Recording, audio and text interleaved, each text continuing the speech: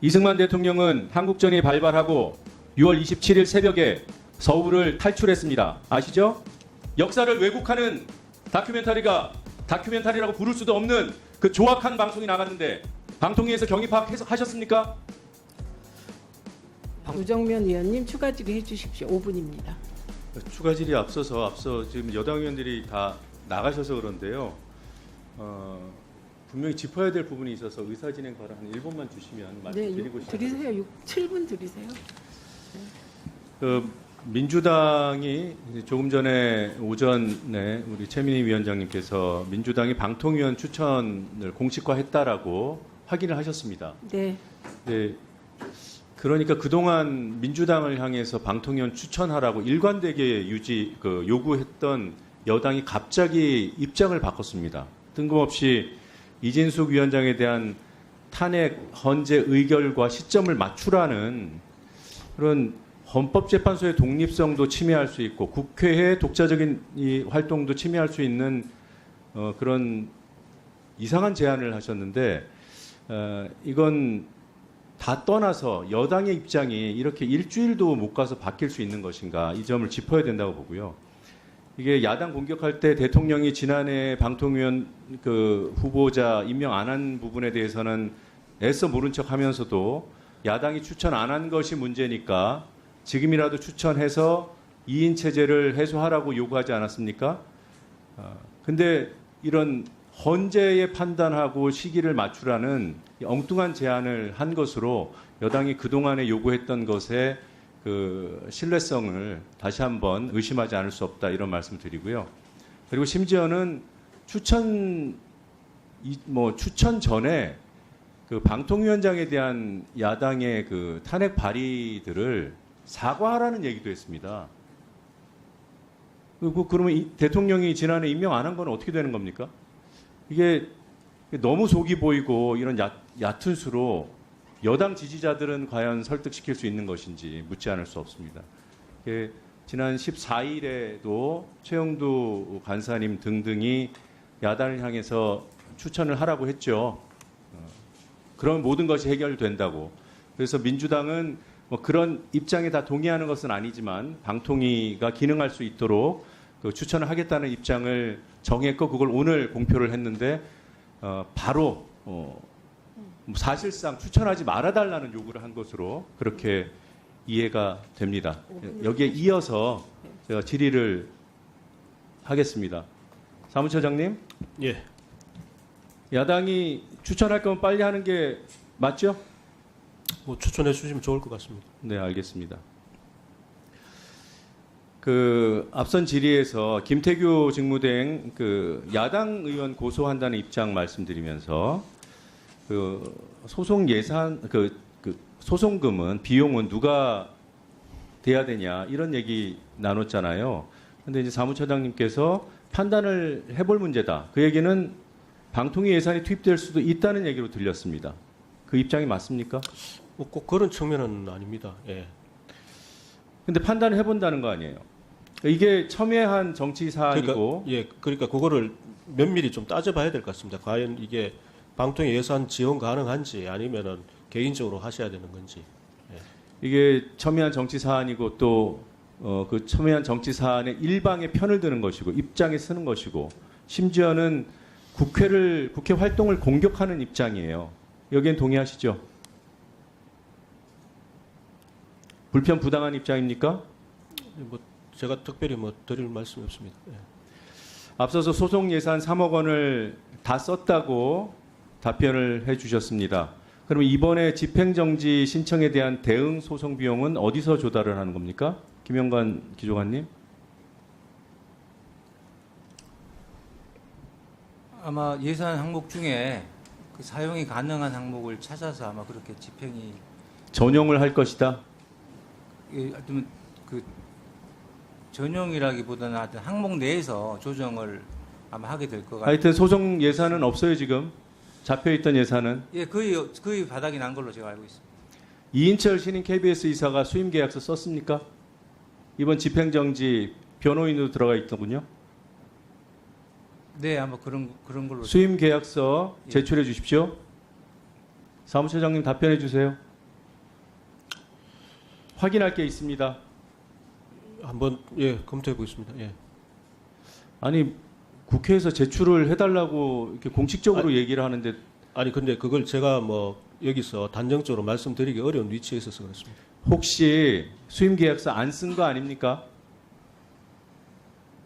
급하다고 그냥 맡긴 거 아니에요? 안 쓰는 건 가능합니까? 얼마에 수임했습니까? 제가 그 부분은 확인이 필요할 것 같습니다. 무료 수임이면 부당한 대가 거래가 될 수 있습니다. 맞죠? 예, 소송 예산 없다고 무료로 수임한 거 아닙니까? 그렇지는 않을 거라고 생각합니다. 그렇지 않아야 해요. 예. 그렇죠? 그러면 그걸 입증하셔야 됩니다. 수임 계약서 제출해 주시기 바랍니다. 오늘 오후 중에 제출해 주세요. 답변해 주십시오.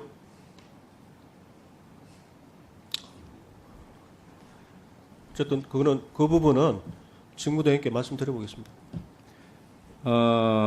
소송 예산이 그 3억 원이 넘는 소송 예산이 벌써 다 없어졌다.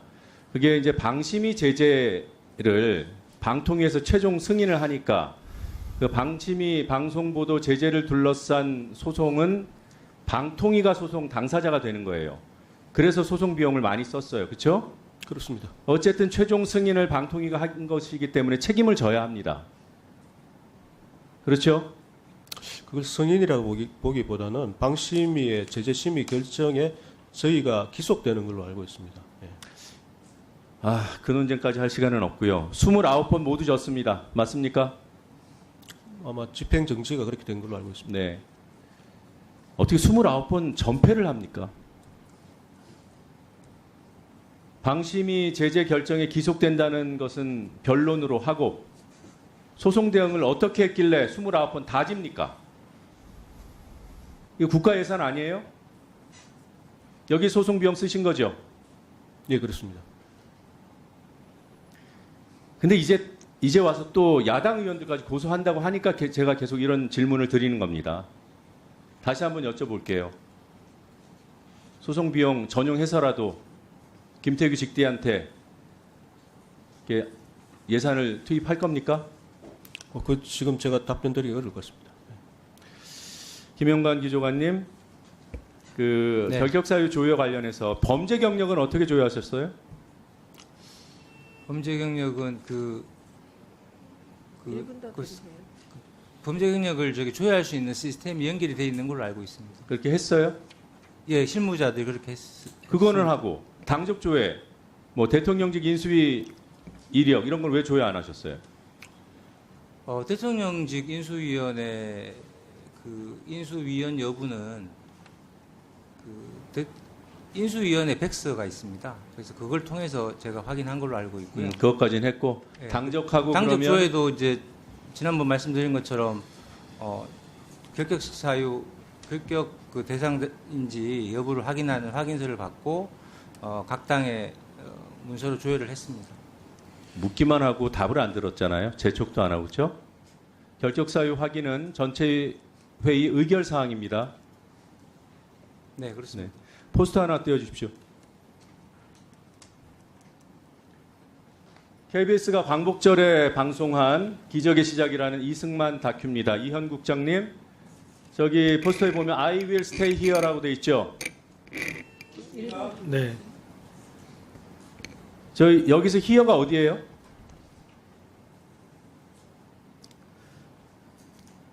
이승만 대통령은 한국전이 발발하고 6월 25일 한국전이 발발하고 6월 27일 새벽에 서울을 탈출했습니다. 아시죠? 네 그런 걸로 알고 있습니다. 네. 서울 시민께 국민께 알리고 갔습니까? 알리지 않고 가서 주랭냥 쳤다는 비판과 조롱을 당하는 대통령이었습니다. 여기까지는 아시죠? 네, 뭐 그런 걸로 알고 있습니다. 네, 서울을 탈출한 바로 다음 날 방송으로 담화를 발표합니다. 서울 시민들께 피난하라고 했습니까? 그 담화 내용에 그런 내용이 들어 있습니까? 혼자 도망가고 북한군들이 밀려오는데 피난 가라는 얘기조차 안 합니다.